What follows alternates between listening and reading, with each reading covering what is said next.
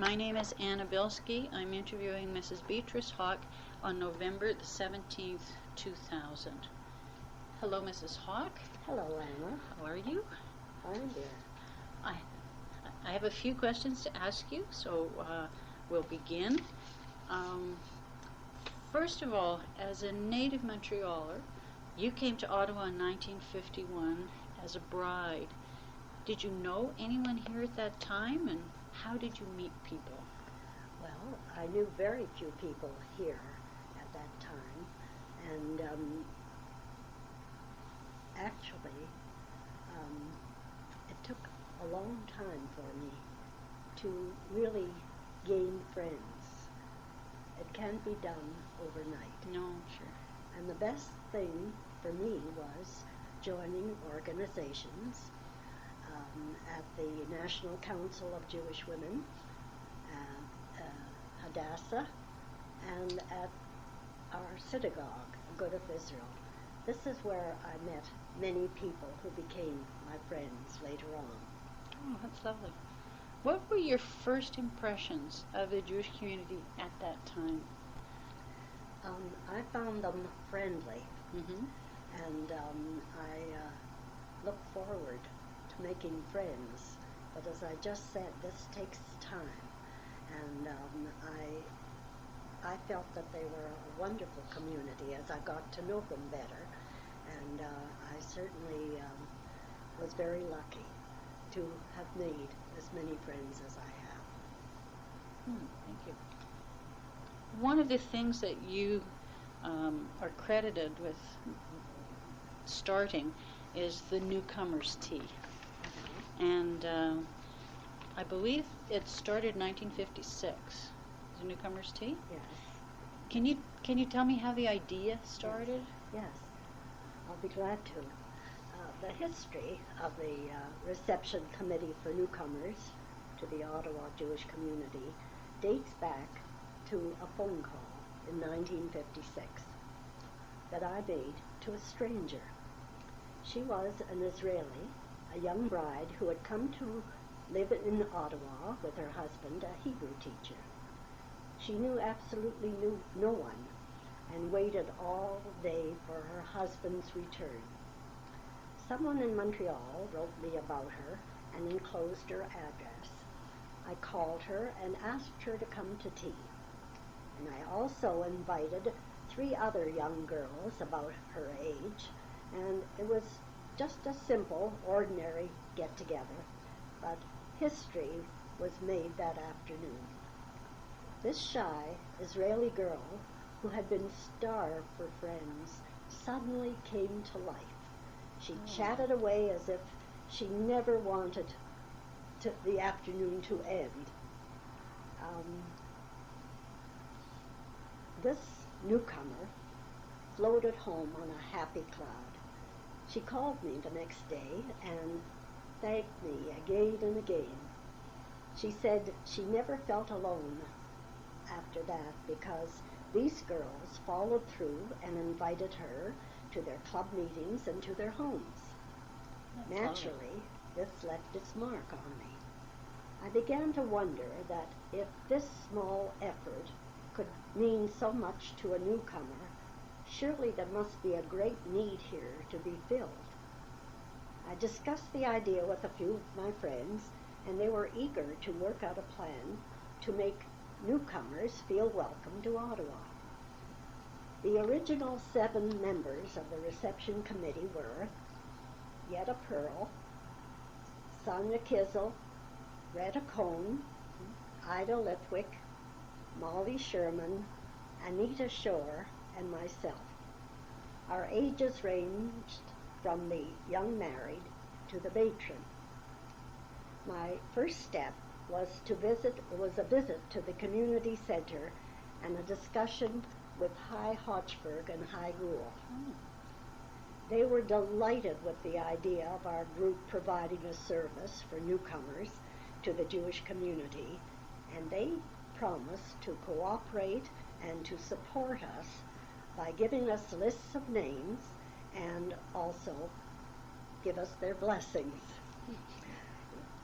In early 1957, Just when we were about to plan our first tea for newcomers, the Hungarian Revolution exploded. Remember? Mm-hmm. Among those fortunate enough to escape, a certain number were allowed into Canada. A group arrived in Ottawa so unexpectedly that there was nothing organized to receive them. High Hochberg phoned me and asked if our small group of 7 would welcome these Hungarian refugees the following night. We simply couldn't refuse. We quickly worked on our first project without any previous experience and with only our hearts to guide us. The center provided the music room. We brought refreshments and our husbands. There were also representatives of the Jewish community present. We were ready for we knew not what. The Hungarians arrived, and it was a thrilling moment. They had traveled far and long. Most of them had grueling experiences, escaping by crawling for miles on their stomach through barbed wire. This was to be their first reunion, their first party. They couldn't speak English, and we didn't know any Hungarian, but we communicated. Their happy, glowing faces expressed their appreciation, and our warm hand clasps and reassuring smiles made them feel welcome. Of course, those who spoke some Yiddish were able to make conversation. Lovely Hungarian music was provided in the background for entertainment. They listened to this music enraptured with tear-stained faces. By the time we served our homemade refreshments, these wonderfully brave people, mostly all professional, engineers, doctors, and their families, who had been uprooted from their beloved country, were beginning to feel relaxed and less anxious about their fate. They felt that they were among friends at last. There is much more to tell you about them, but suffice to say that this emotional experience made our group realize more than ever the need to extend a helping hand to newcomers. A few months later, we launched our first tea for newcomers in 1957. As the guest list grew, we expanded our committee, except for a few who were replaced. The new members who joined us were Beverly Chodikoff, Sarah Burke, Miriam Weiner, Sylvia Smith, Rose Betcherman, Marcia Kaplan, Shirley Levin, Valerie Zagerman, Adele Schinder, Leah Shabinsky, Barbara Schmelzer, and Sally Welkman. It was agreed to keep the committee number at 18, high. What does our reception committee stand for? We give of our time, our hospitality, refreshments, transportation, and our hearts. We meet twice a year to plan a tea in the fall and spring. Since we have been sponsored by the Ottawa Vada here, they pay for our printed invitations, letters of welcome, and stamps. We seek out those new to our city, those who long to make friends and meet more people. We give them an opportunity to do this by encouraging them to exchange phone numbers at our tea and to contact those they enjoy meeting. And why are we considered a unique group? Simply because we are not a money-raising organization. We don't meet regularly. We seek no new members. Everyone has a specific job to do. The retiring chairman isn't put on the shelf. We all work together. We seek no publicity, and the returns sheer enjoyment, new friends, and personal satisfaction. We have met and welcomed newcomers from all over the world. They ranged from the Parisian woman who was so touched by our efforts that she formed her own committee for newcomers upon her return to Paris, to the woman who haughtily declared that she had no need for our help because doors were open to her brilliant, much sought-after husband. She did come to the tea, however, because an important person had given us her name. There are enough amusing, touching, and inspiring stories to fill a book. We have dozens of letters that have been written to us telling us how much they appreciated our efforts and how their lives have been changed as a result. Last Sunday, November 12th, we had our 88th tea. And it is my hope that we will continue to work together with as much pleasure and anticipation as we have in the past, and also that those who carry on after us will continue to reach out to the stranger in their midst, clasp her hand, and make her feel truly welcome. Our chairman presently is Rosalind Smolkin, and she is doing a wonderful job. We all love working for her and with her. Albert Schweitzer summed it up when he said, "One thing I know, the ones among you who will be really happy are those who will have sought and found how to serve." Oh, that's lovely. Mrs. Hock, you mentioned wonderful anecdotes. Could you possibly just give us one from the past? Yeah. One of my favorite ones has to do with this young girl who was invited to one of our teas. She was from Toronto, and she came to Ottawa to open an office for her firm, and she didn't know anyone here at all, and we sent her an invitation, and she came, and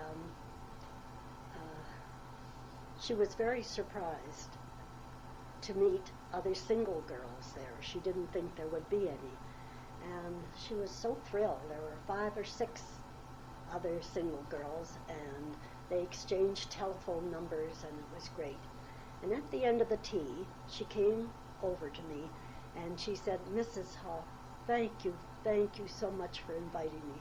She said, "You know, when I received your invitation, I told my mother about it, and I said I'm not going." And my mother said, "Why?" And I said, "Well, I'm certainly not going. Only little old ladies give teas."